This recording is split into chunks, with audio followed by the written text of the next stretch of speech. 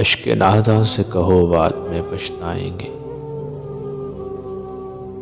آپ گر کر میری آنکھوں سے کدھر جائیں گے۔ اپنے لفظوں کو تکلم سے گرا کر جانا،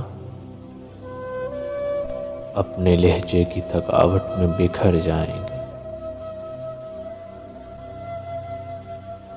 تم سے لے جائیں گے ہم چھین کے وعدے اپنے،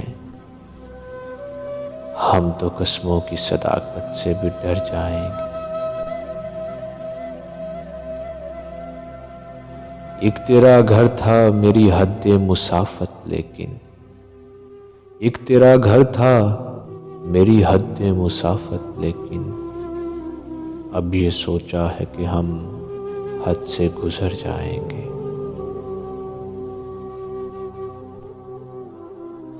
اپنے افکار جلا ڈالیں گے کاغذ کاغذ، سوچ مر جائے گی تو ہم آپ بھی مر جائیں گے۔ اس سے پہلے کہ جدائی کی خبر تم سے ملے، ہم نے سوچا ہے کہ ہم تم سے بچھڑ جائیں گے۔